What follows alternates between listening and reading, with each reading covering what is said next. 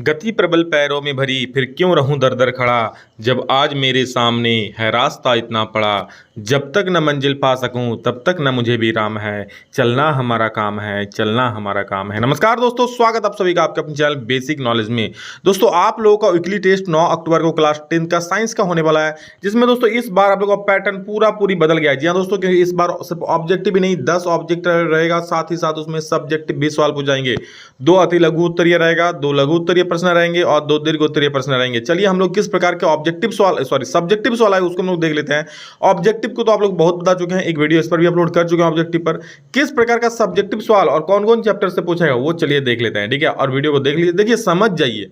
Subjective सवाल कोई पूछ सकता है, आपको समझना पड़ेगा, ठीक है। और ये कोई बोर्ड एग्जाम नहीं है कि भाई चलो भाई अच्छा पूरा रेस से सारा क्वेश्चन बताएं, आपको धीरे धीरे करके पढ़ना पड़ेगा, ठीक है। और चलिए मेहनत कीजिए, जरूर सफल होंगे। और बोर्ड एग्जाम की तैयारी देखिए, इसमें तो वीकली टेस्ट को इतना सीरियसली लेने की जरूरत नहीं है।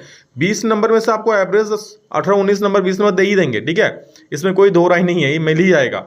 बट आप लोग बोर्ड एग्जाम की तैयारी की जैसे थे उसमें फोड़ना है हमें। तो चलिए देखते हैं क्या क्या सवाल है वीकली टेस्ट के लिए। सबसे पहला सवाल, विद्युत परिपथ का क्या अर्थ है। देखो, विद्युत परिपथ क्या होता है? विद्युत स्रोत से विभिन्न घटकों से होकर विद्युत धारा के बहने के पथ को विद्युत परिपथ कहते हैं। मतलब क्या? विद्युत स्रोत मान लीजिए कोई बैटरी है, अब बैटरी से ही जो धारा बह रहा है, यहाँ गया, यहाँ एक बल्ब को जला दिया, फिर गया, फिर आके उसी में समा गया, ठीक है। तो 2 को तार जड़ा हुआ था ना, एक तार इधर से निकलता है, एक तार इधर से निकलता है बैटरी में, एक तार इधर से निकलता है, एक तार इधर से निकलता है। तो इस प्रकार ये जाके बल्ब को ग्लो कर दिया। ये जो पूरा परिपथ हुआ ना दोस्तों, इसी को बोलते हैं मेरे दोस्त विद्युत परिपथ। अब इसमें आप लोग स्विच भी लगा सकते हो, यहाँ पर गोल करके स्विच लगा दिया, इस प्रकार कुंजी लग जाएगा। यहाँ पे आममीटर लगा सकते हो, वोल्ट मीटर लगा सकते हो, कितना वोल्टेज जा रहा है नापने के लिए, ये सारा चीज कर सकते हो।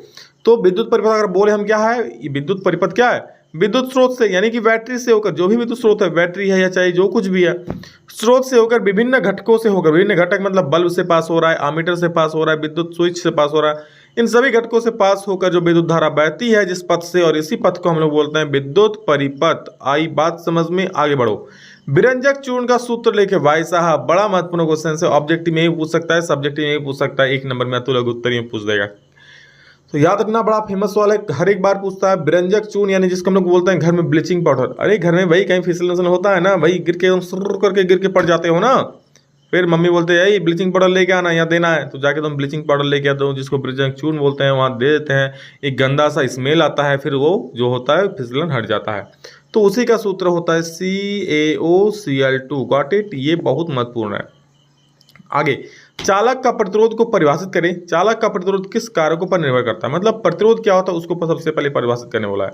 तो किसी चालक के सिरों पर लगाया गया विभवांतर, उसमें प्रवाहित विद्युत धारा के अनुपात को क्या बोल रहा है? किसी चालक के सिरों पर लगाया गया विभवांतर मतलब जितना वोल्टेज लग रहा है वो, और तथा उसमें प्रवाहित विद्युत धारा के अनुपात तथा धारा के अनुपात को क्या बोलते हैं हम लोग? प्रतिरोध बोलते हैं। समझ गए? किसी चालक के सिरों पर, जैसे ये चालक हो गया, इसके सिरों पर जो वोल्टेज लग रहा है, ठीक है, इसके सिरों पर जो वोल्टेज, मान लो ये चालक हो गया, ठीक है, ये हो गया चालक, इसमें धारा बह रहा है, तो इसके सिरों पर कुछ तो वोल्टेज होगा, वोल्टेज डिफरेंस होगा। तो विभवांतर तथा उसमें प्रवाहित विद्युत धारा के अनुपात को चालक का प्रतिरोध बोलेंगे, ठीक है। जो जितना वोल्टेज बहेगा और जितना धारा बह रहा है, दोनों को भागा दे देंगे, हमें प्रतिरोध निकल जाएगा।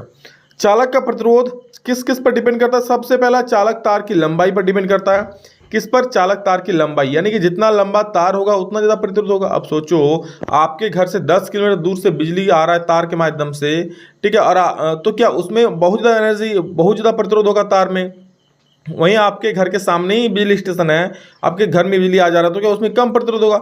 जितना दूर धारा को बहना पड़ता है उतना ज्यादा प्रतिरोध होता है, याद रख लीजिए कान खोल के। तो सबसे पहला उस चालक तार की लंबाई पर। दूसरा, अनुप्रस्थ काट का क्षेत्रफल, यानी जो तार की मोटाई पर। मान लो तार पतला है तो धारा धीरे बहेगा, तार मोटा एकदम फटफटा के दंदना के धारा बहेगा, कोई रोकने सोकने वाला नहीं होगा, ठीक है। तो इस प्रकार से, तो क्या चालक तार के अनुप्रस्थ काट का क्षेत्रफल, मतलब ये वाला क्षेत्रफल, ये एरिया पर, ठीक है।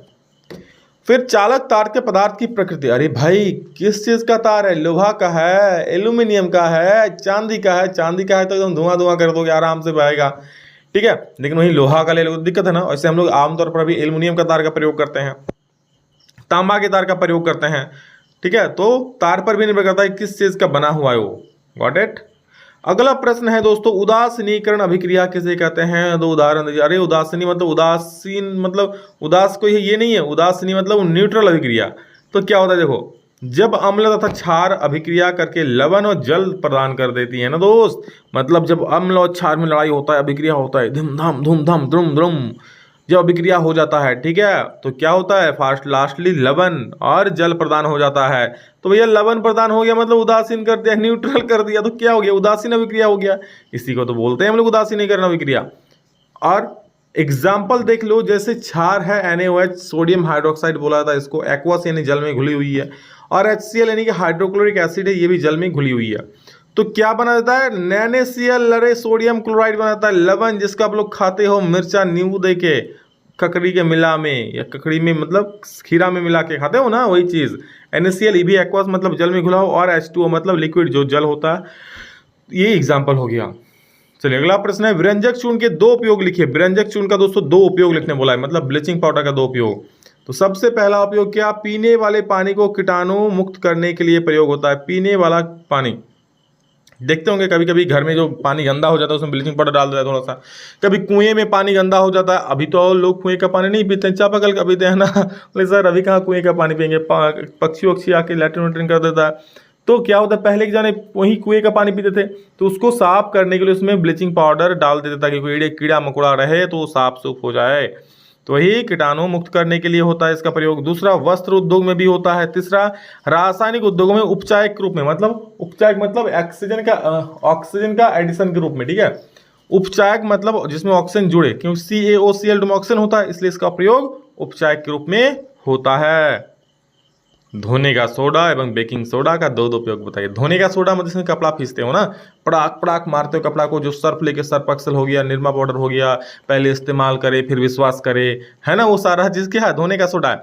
और खाने का सोडा जिसमें समोसा खाते हो, चॉप खाते हो, एकदम मुलायम कुरकुरेदार हो जाता है ना, फूल जाता है, फुला देता है, खास्ता बनाता है, उसी को तो बोलते हैं खाने का सोडा। तो देखो बेकिंग सोडा का प्रयोग सबसे पहले, इसका प्रयोग सोडा अम्ल अग्निशामक में होता है, ठीक है, सोडा अम्ल अग्निशामक में। दूसरा, इसका उपयोग एंटीसिड के रूप में भी किया जाता है, जो पेट की अम्ल को अधिकता को उदासीन कर।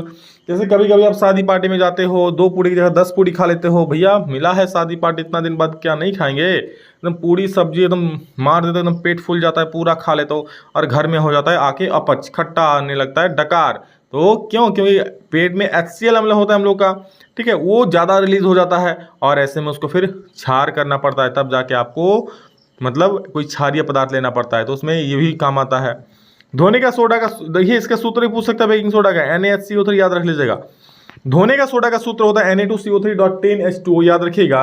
और इसका प्रयोग क्या होता है, इसका उपयोग कांच, साबुन और कागज उद्योगों में होता है, याद रखिएगा, कांच में उद्योग में, साबुन उद्योगों में और कागज उद्योगों में होता है। जल की अस्थायी कठोरता को दूर करने के लिए भी इसका उपयोग होता है। जल की जो कठोरता होता है ना, जो हार्डनेस होता है, ठीक है, इसको भी दूर करने के लिए होता है, ताकि उससे आप फिर कपड़ा उपड़ा अच्छे से खींच सके। तो ये दोस्तों कुछ महत्वपूर्ण सवाल जो आप लोग एग्जाम के लिए दृष्टिकोण से काफी ज्यादा महत्वपूर्ण, और भी इस प्रकार सवाल चाहते हैं तो चैनल को प्लीज सब्सक्राइब कर लीजिए, ताकि आगे और इस प्रकार के धमाकेदार इंटरेस्टिंग मजेदार वीडियो देख पाएं और एग्जाम में फोड़ पाए। देखो ये क्वेश्चन सिर्फ वीकली टेस्ट के नहीं है, वीकली टेस्ट के तो है ही, बट ये पढ़ लेते हो, समझ लेते हो, बोर्ड एग्जाम में भी धमाका करोगे, ठीक है। चलिए, so love you all, thank you all of you. अभी कितना ही फिर नेक्स्ट में जला प्रोग्राम मिलेंगे, तब तक के लिए जय हिंद, वंदे मातरम।